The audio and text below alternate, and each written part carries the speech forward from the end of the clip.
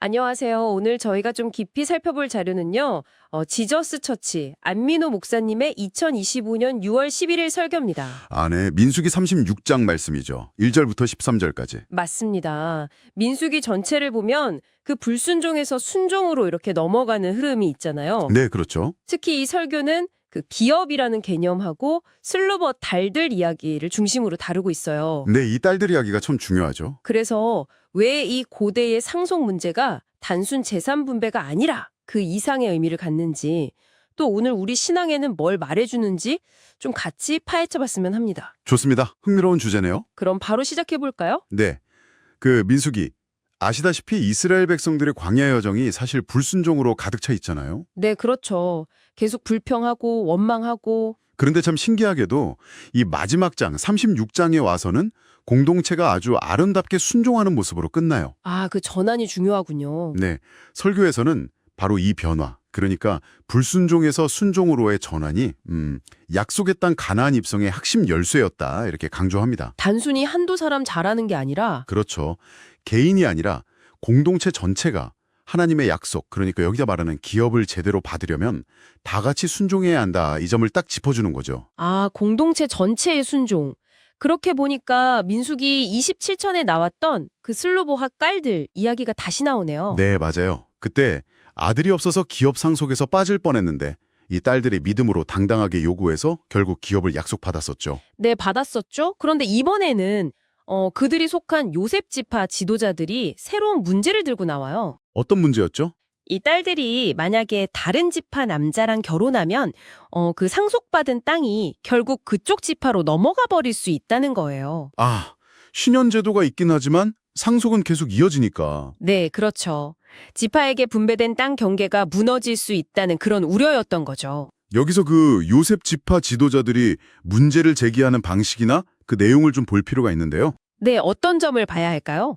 단순히 우리 지파 재산 줄어든다 이게 아니라 하나님께서 정해주신 그 땅의 경계, 그러니까 하나님의 질서가 흔들릴 수 있다는 점에 초점을 맞추고 있어요. 경제적인 문제라기보다는 신앙적인 질서의 문제로 본 거군요. 네. 그래서 설교에서는 이 기업이 그냥 땅이나 재물이 아니고 뭐랄까 살아있는 하나님의 약속 그 자체라고 아주 힘주어 말합니다. 살아있는 약속이요? 네. 비유를 들자면 황금알을 낳는 거위처럼 이 기업 자체가 미래 축복의 근원이니까 절대 함부로 넘기거나 잃어버리면 안 된다는 거죠. 와, 그 지점이 진짜 흥미로운데요. 기업이 그냥 재산이 아니라 살아있는 약속이다. 네. 이건 오늘 우리에게도 좀 깊은 울림을 주는 것 같아요. 우리가 받은 말씀이나 신앙 공동체 자체가 우리가 지켜야 할 소중한 영적 기업일 수 있겠네요. 정확합니다. 그런 적용이 가능하죠. 근데 요셉 지파 사람들이 이 문제를 풀어나가는 방식도 참 인상적이에요. 자기들끼리 싸우거나 세상적인 방법 찾은 게 아니라. 네, 맞아요.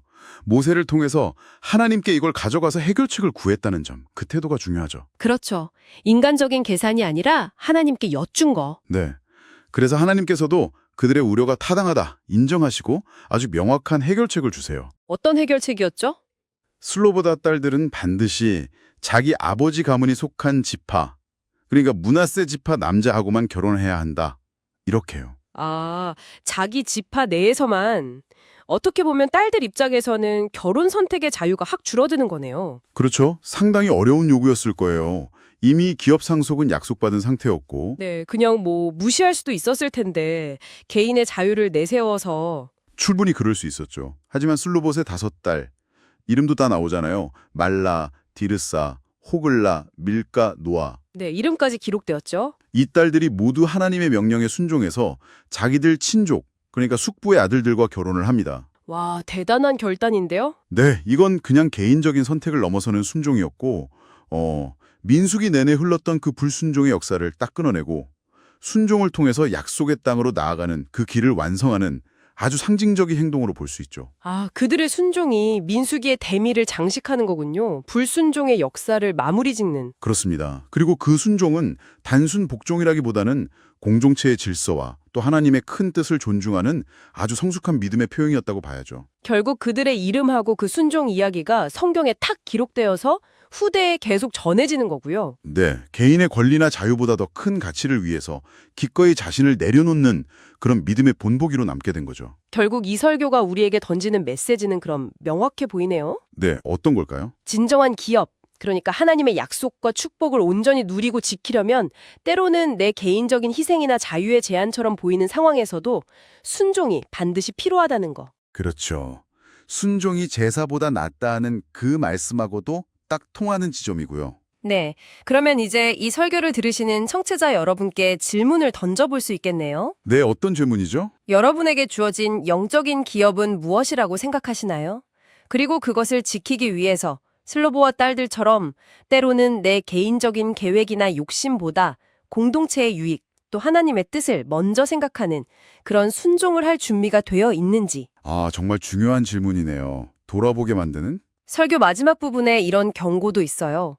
세상에 많은 것을 잃어도 영적인 기업, 그러니까 하나님 약속 안에만 있다면 다시 일어설 수 있지만 이 영적 기업마저 잃으면 회복이 불가능하다고요. 네, 그 부분이 참 무섭죠. 그래서 오늘 여러분 앞에 놓인 여러 선택지들 사이에서 이 영적인 기업을 가장 우선순위에 두는 것이 내 결정에 어떤 영향을 미칠 수 있을지, 특히 개인의 자유와 공동체 또는 신앙 원칙이 좀 부딪힐 때 말이죠. 한번 깊이 생각해 보시면 어떨까 싶습니다. 네, 정말 깊이 고민해 볼 만한 메시지인 것 같습니다.